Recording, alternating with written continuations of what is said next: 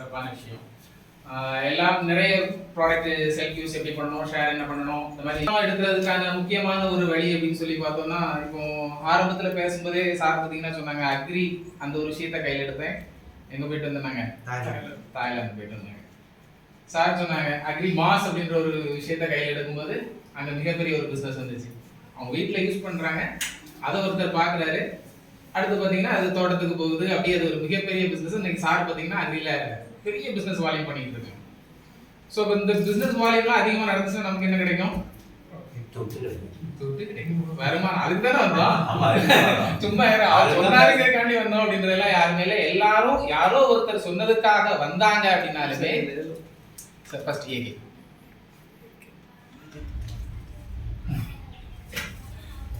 Agri PBT agri rice 2 எதுக்காக வந்திருக்கோம் அப்படின்னா வருமானம் சம்பாதிக்க அப்படின்ற ஒரு விஷயத்துல தான். அதுல நம்ம ஹெல்த் ப்ராடக்ட், நம்ம நார்மலாக எஃப்எம்சிஜி ப்ராடக்ட் எல்லாமே நம்ம எடுத்துட்டு இருக்கோம், ரெக்கமெண்ட் பண்ணிட்டு இருக்கோம். அது மூலமா ஒரு மிகப்பெரிய வியாபாரத்தை நம்ம கொண்டு வந்துட்டு இருக்கோம். அதே நேரத்துல அக்ரி அப்படின்ற அந்த விஷயத்திலே கொஞ்சம் கவனம் செலுத்தணும் அப்படின்னா இன்னும் பெரிய வால்யூம் நம்ம நடக்கிறதுக்கான, அதாவது நம்ம நினைச்ச அந்த வருமானத்தை ஈஸியா எடுக்கிறதுக்கான ஒரு வழி இங்க இருக்கு. எப்படி நீங்க வீட்டுக்கு தேவையான சோப்பு, பேஸ்ட் எல்லாத்தையுமே நீங்க கொண்டு போய் நம்ம யூஸ் பண்றோம், அதை ரெக்கமெண்ட் பண்ணி அதன் மூலமா அவங்கள பிசினஸ்ல கொண்டு வரோம் இல்லையா? இந்த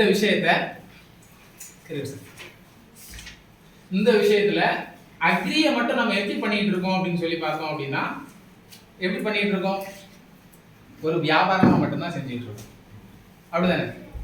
அந்த இடத்துல நீங்க கொஞ்சம் யோசிங்க, எப்படி நம்ம பேஸ்ட், சோப்பு, சமையல் இந்த விஷயங்களை நம்ம யூஸ் பண்ணி அதை ஒருத்தங்களுக்கு ரெக்கமெண்ட் பண்ணி இதை நீ வாங்குறதுனால கம்மியான ரேட் இருக்குது, இதன் மூலமா நீ சம்பாதிக்க முடியும் அப்படின்னு சொல்றீங்களோ, எப்படி நீங்க நம்ம சப்ளிமெண்டரி எப்படி யூஸ் பண்ணி அது நல்லா இருக்குங்கிறது தெரிஞ்சுக்கிட்டு நீங்க ஒருத்தர்கிட்ட போயிட்டு ரெக்கமெண்ட் பண்ணி அவங்களுக்கு ஐடி போட்டு அதை நீங்க யூஸ் பண்றது மூலமா இதுல ஒரு ஆரோக்கியமாவும் இருக்கலாம், அது மூலமா வருமானமும் எடுக்கலாம். இந்த விஷயம் சொல்றோம் இல்லையா?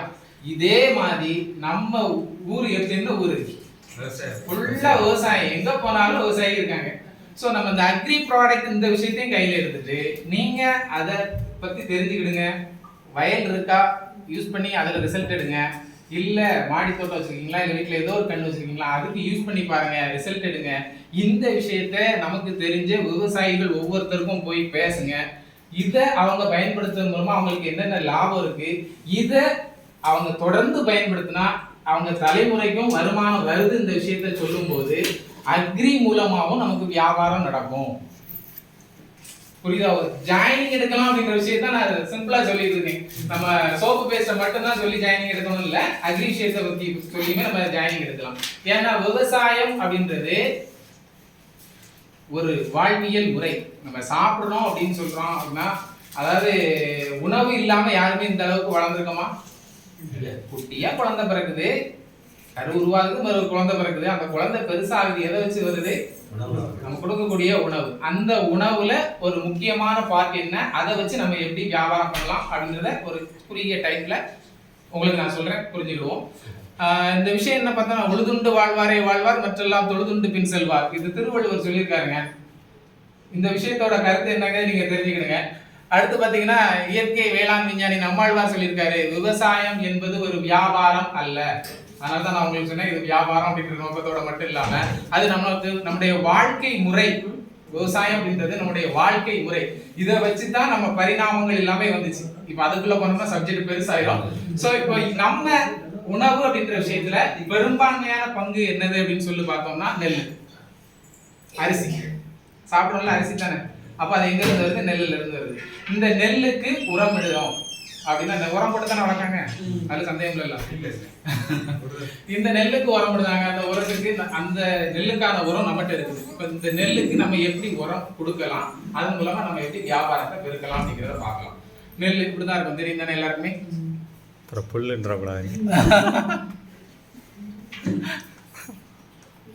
நெல் தெரியும் தானே? தெரியல, கொஞ்சம் பெருசா காட்டிட்டு இதுதான் நெல் மரம், அப்படிதானே? சோ இந்த நெல் அப்படின்ற இந்த விவசாயம் அப்படின்றது முதல்ல நம்ம ஆதி காலத்துல பார்த்தாங்க அப்படின்னா கம்பு, சோளம் அந்த மாதிரி விஷயங்கள் தான் கொடுத்தாங்க. அவங்களுக்கு அப்படிதான் கிடைச்சிட்டு இருந்துச்சு. சாருக்கு தெரிஞ்சிருக்கும் அந்த விஷயங்கள். நான் என்ன நம்ம சின்ன பையனை சொல்லுவேன், இந்த நெல் சோறு இருந்துச்சு அப்படின்னா வீட்டுல அன்னைக்கு பிள்ளைங்கள் எல்லாமே சந்தோஷப்படுவாங்க. அந்த அளவுக்கு ஒரு வாழ்க்கை முறையில உணவு பழக்க வழக்கத்துல ரொம்ப முக்கியமான ஒரு விஷயம் இந்த நெல் அப்படின்றது. இதை எப்படி பண்டைய காலத்துல கொண்டு வந்தாங்க விவசாயத்துல அப்படின்னு சொல்லி பார்த்தோம்னா, நாட்டாங்கால் அப்படின்னு சொல்லி ஒரு இடம் இருக்கும். அங்க இந்த நெல்லை கொண்டு பாவுவாங்க, அது முளைச்சு வரும். அதுக்கப்புறமா இதை எடுத்து இன்னொரு வயல்ல நடுவாங்க. அந்த வயலை நடுறதுக்கு முன்னால எந்த வயல அது நட போறாங்களோ அங்க ஒரு சில வேலைகள் செய்வாங்க. என்ன பண்ணுவாங்க அப்படின்னு சொல்லி பார்த்தோம்னா, அந்த இடத்த தயார் பண்ணி அங்க, அதாவது குளங்கள் இருக்கு இல்லையா, அங்க இருந்து ஒரு வகையான ஒரு மண் எடுத்து அங்க கொண்டாந்து வைப்பாங்க. அந்த வயல் ஃபுல்லா தூவி எடுத்து கொண்டு வருவாங்க. இப்ப இது என்ன அப்படின்னு சொல்லி பார்த்தோம்னா, இந்த மாதிரி குளத்துல இருந்து மண் எடுத்துட்டு வருவாங்க. அந்த மண் என்னதுன்னா கரம்பை மண் அப்படின்னு சொல்லுவோம். இந்த மாதிரி கருப்பு கலர்ல தான் இருக்கும். இந்த மண் எப்படி வருது அப்படின்னு சொன்னா, அந்த ஆறு குளம் எல்லாமே தண்ணி வருது இல்லையா, அதுல இலை தலை செடி கொடி எல்லாமே மலையில இருந்து அடிச்சு வரும். அது எல்லாமே குளத்து அந்த தண்ணியில அப்படியே தண்ணி வத்த கீழே போயிட்டே இருக்கும். கீழே போய் அது ஒரு கட்டத்துக்கு அப்புறம் என்ன ஆகும்னா, ஆட்டோமேட்டிக்கா அந்த மண்ணோட சேரும் போது, அந்த மௌலின்னு சொல்லுவோம், அதுவும் இதுவும் சேரும் போது ஆட்டோமேட்டிக்கா அங்க ஒரு வேதியியல் மாற்றம் நடக்கும். அந்த வேதியியல் மாற்றத்துல அந்த மண்ணுல கிடைக்கக்கூடிய சத்து அப்படின்றது ஹியூமிக் ஆசிட். சோ இந்த மண்ணை எடுத்துக்கொண்டு அங்க போடும்போது வேர் வளர்ச்சி அங்க எளிமையா நடக்கும். அதனாலதான் அந்த ஜல்லிவேர் அடிக்கணுங்கிறதுக்காக முதல்ல இந்த விஷயத்த கொடுப்பாங்க. இது கொடுத்ததுக்கு அப்புறம் என்ன பண்ணுவாங்கன்னா, அந்த நிலத்தை வந்து உழுது பண்படுத்துவாங்க. பண்படுத்தினதுக்கு அப்புறம் இலை தலை செடி கொடிகள் எல்லாத்தையுமே இந்த மாதிரி வெட்டி போடுவாங்க. வெட்டி போட்டு அப்போலாம் என்ன பண்ணுவாங்கன்னா, மாடு வச்சு தொழி அடிப்பாங்க. அந்த இலையெல்லாம் அந்த சவுதிக்குள்ள உள்ள முக்கி வச்சு ஒரு வாரத்துல இருந்து 10 நாள் அப்படி விட்டுருவாங்க. அந்த இடத்த அப்படி விட்டுருவாங்க. ஆட்டோமேட்டிக்கா என்ன ஆகும், ஏற்கனவே ஹியூமிக் கொடுத்துருப்பாங்க. அது மட்டும் இல்லாம இந்த விஷயம் கொடுக்கும்போது இலைத்தலைகள்ல இருந்து கிடைக்கக்கூடிய சத்துங்கிறது ஹியூமிக் ஆசிட். இந்த விஷயம் கிடைக்கும் போது ஆட்டோமேட்டிக்கா என்ன ஆகும்னா, அங்க விவசாயம் எளிமையான முறையில் நடந்தது, ஆரோக்கியமா இருந்தது. அதை எடுத்து சாப்பிட்டவங்க எல்லாருமே ஆரோக்கியமா இருந்தாங்க. ஆனா இப்ப எப்படி நடந்துகிட்டு இருக்கு அப்படின்னு சொல்லி பார்த்தோம் அப்படின்னா, டிராக்டர், நவீன விவசாயம் போறாங்க, டக்கு டக்கு டக்குன்னு உழவடிக்கிறாங்க. ஏற்கனவே அங்க நாத்து தயாரா இருக்கும். உழவடிச்ச அன்னைக்கும் சரி, இல்ல மறுநாளும், அவ்வளவுதான். இவ்வளவுதான் கேப். இந்த கேப்ல நட்டுருந்தாங்க. இதனால மகசூல் அப்படின்றது கம்மி ஆயிடுச்சு. விவசாயிகள் எல்லாமே சொல்றாங்க இல்லையா, மகசூல் இல்ல, வருமானம் கம்மி ஆயிட்டுன்னு சொல்லி. அந்த முறை அப்படின்ற விஷயம் மாறினதுனால இது கம்மி ஆயிடுச்சு. ஸோ இப்போ இது என்ன எடுத்துறாங்க, ஆட்டோமேட்டிக்கா நாத்தாங்கல் இருந்து நாற்று எடுத்துட்டு போயிட்டு நட்டு வேலை முடிஞ்சிருது. இது கொடுக்குறதுக்கு முன்னாடி என்ன பண்ணுவாங்கன்னா, வேர்ல ஒரு விஷயம் கொடுப்பாங்க. அது என்னன்னா யூரியா, அடி உரம் அப்படின்னு சொல்லி அதை போட்டு கொடுத்துருவாங்க. ஆட்டோமேட்டிக்கா அங்கே ஏற்கனவே அங்கே மண்ணை வந்து காரமில்லத்தன்மை பேலன்ஸ் இல்லாமல் இருக்கும், வேர் அடிக்க முடியாது. திரும்ப திரும்ப உரக்கடையில போய் கேட்டு விஷயங்கள் கொடுத்துக்கிட்டே இருப்பாங்க. இந்த இடத்துல நீங்க ஒரு விவசாயியை டச் பண்ணி நம்ம ப்ராடக்ட் கொடுத்தீங்க அப்படின்னா அந்த பிசினஸ் பெரிய லெவலில் வரும். அது எப்படிங்க நான் சொல்றேன். இந்த ஹியூமிக் அப்படின்றது இப்போ உங்க கொடுக்கல. ஸோ அதுக்கு மாற்றா நம்ம என்ன பண்ணியிருக்காங்கன்னா, வெஸ்டேஜ் ஒரு விஷயத்தை அறிமுகப்படுத்திருக்காங்க, ஹியூமிக் அப்படின்னு சொல்லி. அக்ரி ஹியூமிக், அக்ரி கிரானுல்ஸ், 2 விதமா கொடுத்துருக்காங்க. லிக்விடாவும் உரமாவும் கொடுத்தாங்க. இது கொடுக்கும்போது என்ன ஆகுதுன்னா, அந்த நிலத்தினுடைய அந்த மண்ணுடைய தன்மையே மாறும். மண்ணோட தன்மை மாறும்போது வேர் வளர்ச்சி அங்கே அதிகமாகும். இந்த ஹியூமிக்கை அக்ரி 82, இது நம்ம ப்ராடக்ட் பத்தி எல்லாமே நம்ம சொல்லிட்டோம். இப்போ என்ன பண்ணணுங்கிறது நான் சொல்லிட்டேன். அக்ரி 82 பிளஸ் அக்ரி ஹியூமிக் மொதல் ஸ்டெப். ஒரு 3 ஸ்டெப் மட்டும் நான் சொல்ல போறேன். நம்ம ஃபர்ஸ்ட் ஸ்டெப் இதுதான். நெல்லுக்கு நீங்க உரம் கொடுக்கணும்னு நினைச்சீங்க அப்படின்னா முதல் ஸ்டெப் அக்ரி 82 அக்ரி ஹியூமிக். அது நிலத்தை தயார்படுத்துறாங்க அந்த டைம்ல கொடுக்கலாம், இல்ல நடவு பண்ண போறாங்க அந்த டைம்ல கொடுக்கலாம், நடவே முடிச்சுட்டாங்க அதுக்கப்புறம் நீங்க கொடுக்கலாம். இந்த 3 ஸ்டெப்ல ஒரு இதுல ஒரு கட்டத்துல நீங்க உள்ள கொடுத்துட்டீங்க அப்படின்னா அது வளர்ந்து வரும்போது கண்டிப்பா அடுத்தால உங்களை தேடுவாங்க. ஸோ அந்த மாதிரி பெஸ்ட் ரிசல்ட். இது எப்படி சொல்றோம்னா, நம்ம ஒவ்வொரு ஸ்டெப்பா எங்க வயல்ல நாங்க யூஸ் பண்ணி வெளியில கொடுத்து ரிசல்ட் எடுத்த விஷயங்கள். ஒரு ஏக்கருக்கு நான் கொடுத்து ரிசல்ட் எடுத்து அதுக்கப்புறம் தான் பிபிடியை ரெடி பண்ணுறேன். அதுக்கு அந்த இது ஃபர்ஸ்ட் ஸ்டெப். அடுத்த ஸ்டெப் பார்த்தீங்க அப்படின்னா, இதுல இன்னொரு விஷயம், அவங்க கெமிக்கல் யூஸ் பண்ணாத ஆள் அப்படின்னா நம்ம அக்ரி கோல்டு சேர்த்து கொடுத்துக்கலாம். அப்படி இல்லைன்னா நம்ம இந்த 2 விஷயம் மட்டும் போதும். அடுத்த ஸ்டெப் பார்த்தோம் அப்படின்னா, இது வந்து அக்ரி கோல்டு தூவிட்டோம் அப்படின்னா அதனுடைய வளர்ச்சி அப்படின்றது பார்த்தீங்க அப்படின்னா எப்படி இருக்கு பாருங்க, ஒரு சேர இருக்கும். நிறைய இடங்கள்ல கெமிக்கல் கொடுக்குற இடத்துல தண்ணி தங்குற இடம், தண்ணி இல்லாத இடம், அந்த மாதிரி இடத்துலலாம் பார்த்தீங்கன்னா வளர்ச்சி அப்படின்றது கம்மியா இருக்கும். நம்ம அக்ரி கோல்டு இந்த கிரானுல்ஸ் இந்த விஷயம் கொடுக்கும்போது வளர்ச்சி தண்ணி தங்குனாலும் சரி, தண்ணி கம்மியா இருந்தாலும் சரி வளர்ச்சிங்கிறது ஒரே மாதிரியான வளர்ச்சி கிடைக்கும். அந்த அக்ரி நம்ம ப்ராடக்ட் கொடுத்த வயலுக்கும் கொடுக்காத வயலுக்கும் நிறைய டிஃப்ரெண்ட் இருக்கு. நான் அடுத்து உங்களுக்கு போட்டோ காமிக்கிறேன், நம்ம எங்க வயலில் உள்ள போட்டோவை. இந்த வளர்ச்சி அப்படின்றது இந்த மாதிரி ஒரே மாதிரி இருக்கும். அடுத்த ஸ்டெப்பு அந்த நெல் பயிர் வளர்ந்ததுக்கு அப்புறமா பொதி வரும் அப்படின்னு சொல்லுவாங்க, கேள்விப்பட்டிருக்கீங்க இல்லையா? அந்த கதிர் வெளியில வர்றதுக்கான அது பூக்கக்கூடிய பருவம். அந்த பருவத்துல நம்ம agri mass, agri 82 plus agri mass இந்த ரெண்டையும் சேர்த்து கொடுத்தோம் அப்படின்னா ரொம்ப ரொம்ப ரொம்ப மிராக்கிள் ரிசல்ட் நடக்கும். நீங்க அந்த ஸ்டேஜ்ல இருந்தாலும் அடுத்த ஸ்டேஜ் இந்த ஸ்டெப்ல நுழைக்கலாம். மூணு ஸ்டெப் மட்டும் ஞாபகம் வச்சுக்கோங்க. இந்த ரெண்டாவது ஸ்டெப் இது அக்ரி 82 அக்ரி மாஸ், இது ரெண்டையும் மிக்ஸ் பண்ணி ஸ்ப்ரே பண்ணும்போது அந்த பொதி வர்றது ஒரு சேர ஒரே மாதிரியான பொதியா வரும். இந்த மாதிரி ஒரே மாதிரியான விஷயத்த வரும். அதுல எதுவும் கம்மியா இருக்கு அப்படின்னா திரும்ப ஒரு முறை கூட நம்ம ஸ்ப்ரே பண்ணிக்கலாம் ஒரு வாரம் கழிச்சு. இப்படி ஸ்ப்ரே பண்ணும்போது வரக்கூடிய நெல்மணி அப்படின்றது நல்ல பால் கட்டி சூப்பரா வரும். எல்லா நெல்மணியுமே பார்த்து கதிரை அப்படி தூக்கி பார்த்தோம்னாலே அதோட வெயிட் என்னங்கிறது அந்த அளவுக்கு தெரியும். அவ்வளோ பெர்ஃபெக்டா வரும். இது நம்ம அனுபவபூர்வமா விஷயம் நிறைய பார்த்துருக்கோம். இப்படி எடுத்து அந்த பால் கட்டி வரக்கூடிய விஷயங்கள்ல நிறைய கெமிக்கல் கொடுக்கக்கூடிய இடத்துல என்ன நடக்கும் அப்படின்னு பார்த்தீங்கன்னா பால் கட்டி நல்லா வந்திருக்கும். அடுத்த ஸ்டேஜ் என்ன ஆகும்னா அது ஃபுல்லா கற்காய மாறிடும். ஃபுல்லா இந்த சாவின்னு சொல்லுவோம் இல்லையா, அந்த மாதிரி மாறிடும். அது ஃபுல்லா அப்படியே வத்தி போயிடும். ஒரு கொலை இருக்கு அப்படின்னா அதுல 50 நெல் வந்திருக்கு அப்படின்னா 20 கரெக்டா இருக்கும், மித்த 30 எல்லாமே கற்காவா மாதிரி சாவியா போயிடும்.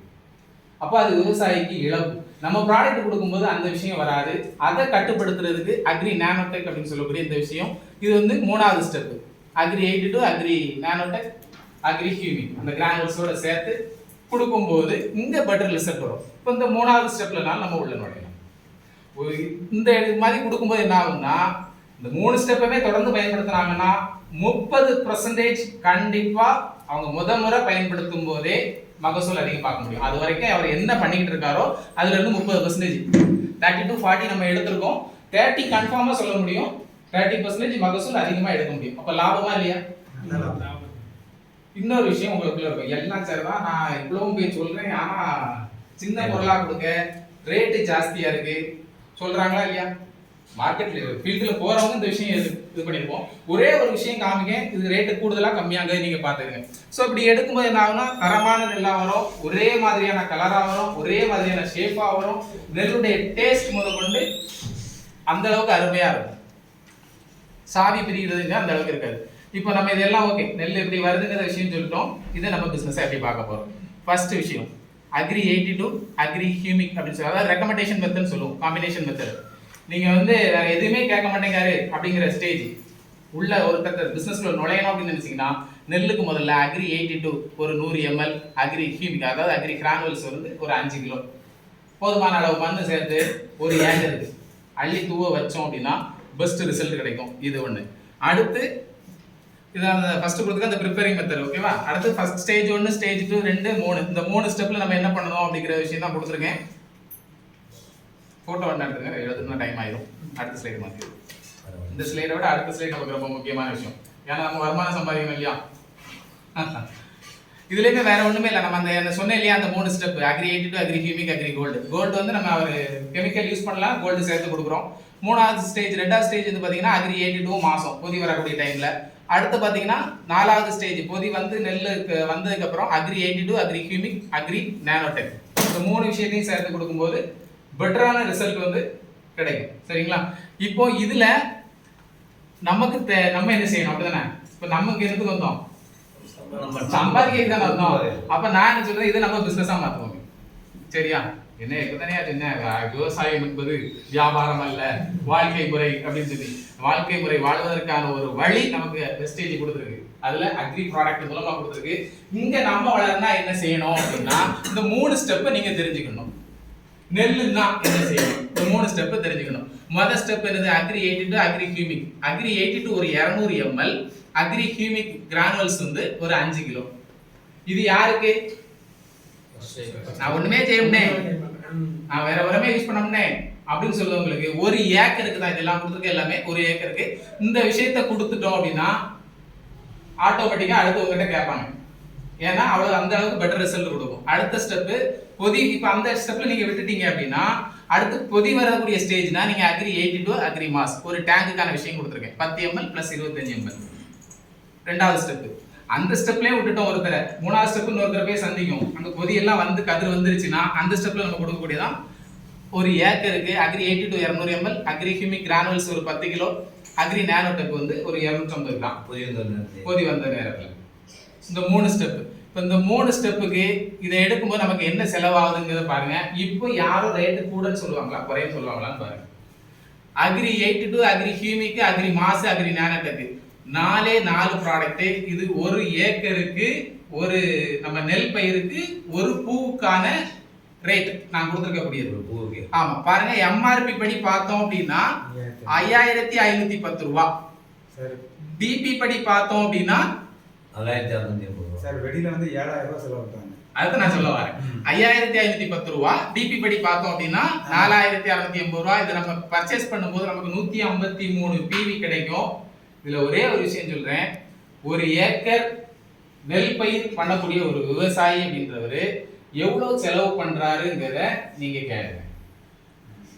சில பேருக்கு சொல்லுவாங்க நாங்களும் 1000-2000 தான் செலவு பண்ணுவாங்க, எனக்கே சொல்லியிருக்காங்க. கூட 2 பேர்த்த விசாரிங்க. 10,000 ரூபாய் வரை ஒரு ஏக்கருக்கு செலவு பண்ணக்கூடிய விவசாயி இருக்காரு எங்க ஏரியாவில். 10,000 செலவு பண்ணுவாங்க நெல்லுக்கு ஒரு ஏக்கருக்கு. நார்மலா 7000 ரூபாய். சார் சொன்ன மாதிரி ஆவரேஜா பார்த்தோம்னா 6 to 7,000 ஒரு ஏக்கருக்கு செலவு பண்றாங்க. இப்ப நான் என்ன சொன்னேன், எவ்வளவு வருது? 5510 எம்ஆர்பி. நீங்க இதுல ஒரே ஒரு விஷயம் ரொம்ப டீப்பா தெரிஞ்சுக்கிடக்கூடிய விஷயம், நீங்க கஸ்டமரா போய் ஃபீல்டுல அவரை கஸ்டமரா எடுத்தீங்க அப்படின்னா உங்களுக்கு என்ன லாபம் இருக்கு? ஒரு ஏக்கர் மட்டும் கொடுத்தீங்கன்னா 900 ரூபாய் இருக்கா? ஒரே ஒரு பூ ஒரு ஏக்கர், ஒரு 10 ஒரு இதுல ஒரு ஏக்கருக்கு மட்டும் கொடுத்தோம் அப்படின்னா எவ்வளவு இருக்கு? 900 ரூபாய். 10 ஏக்கருக்கு கொடுத்தீங்கன்னா 9000 ரூபாய் ரீட்டைல் பெனிஃபிட் மட்டும் பார்த்துட்டு போயிடலாம். இந்த விஷயத்த வியாபார முறைப்படி அந்த விவசாயிக்கு தெரியப்படுத்தி, அண்ணன் நீங்க இந்த விஷயம் இந்த கம்பெனி கூட நம்ம ஜாயின் பண்ணி வந்தீங்க அப்படின்னா உங்களுக்கு இந்த மாதிரி நம்ம மானியத்துல கொடுக்குறோம். நாங்க சொல்ற விஷயம் மானியம் அப்படின்னு சொன்னா தான் நம்ம ஆளுங்க வந்து கொஞ்சம் சிரிச்சுட்டு வர்றாங்க. மானியத்துல நான் பொருள் வாங்கி தரேன் நம்ம கம்பெனில, ஆதார் கார்டு கொடுத்தா தான் மானியத்துல தருவாங்க. ஆனா ரெகுலரா உங்க இடத்துக்கு யூஸ் பண்ணுவீங்களா? மாசம் மாசம் வாங்கணுமோ? நீங்க என்ன பயிர் வச்சிருக்கீங்களோ அந்த பயிருக்கு வாங்கிக்கணும். ஓகேவா? அப்ப ரைட், ஓகே, நீ மானியத்துல வாங்கி கொடுத்துருப்பா. மானியத்துல எவ்வளவு கிடைக்கும்? அன்னைக்கு 4650 ரூபாய் கிடைக்கும். வாங்குவாங்களா வாங்க மாட்டாங்களா? இந்த விஷயத்தை சொல்லிட்டு அடுத்து இந்த விஷயத்துக்கு வந்தீங்க அப்படின்னா கட்சி நோட்டை எழுதி தந்துருவாரு. இது நடக்கும். சோ இந்த விஷயத்த பண்ணும்போது அங்க என்ன பிவி நடந்திருக்குது? இதே மாதிரி ஒரு 10 ஏக்கருக்கு இல்ல 10 விவசாயிக்கு இந்த விஷயத்தை கொடுத்தோம்னா நம்மளோட வால்யூம் என்ன? 1000 கிராம்ஸ் முடிஞ்சுதா? ஒரே ஒரு நெல்லு தான், ஒரே பருவம் தான் வந்துருச்சா? இதே விஷயத்தை நம்ம டீமுக்கும் கத்து கொடுத்தோம்னா லட்ச ரூபாய் இன்கம் வந்துருமா இல்லையா? Business simple. இது அக்ரில ஒரே ஒரு பயிருக்கு மட்டும் நம்ம எக்ஸ்பிளைன் பண்ணிப்போம். இதே மாதிரி நிறைய விஷயங்கள் இருக்கு. ஒன்னொன்னே இப்ப இது சிம்பிள் தானே, இந்த 3 ஸ்டெப் தெரிஞ்சு நம்ம கொடுக்க சிம்பிள் தானே. இதுல பெருசா ஒன்று விவசாயம் படிச்சுட்டு தான் பண்ணணுங்கிற விஷயம் இல்லையே. நீங்க கான்ஃபிடென்ட்டோட நம்பிக்கையோட பேசுனீங்க அப்படின்னா இங்க வருமானம் அப்படின்றத ஈஸியா எடுக்கலாம். வால்யூம் சிம்பிளா ஈஸியா நடந்துகிட்டே இருக்கும். ஓகேங்களா? வேற இது ரிலேட்டடா ஏதாவது டவுட் இருக்குனாலும் என்னோட நம்பர் இது, கான்டாக்ட் பண்ணிக்கலாம். எல்லாருமே லட்சங்கள் சம்பாதிப்போம். வாழ்க வளமுடன்.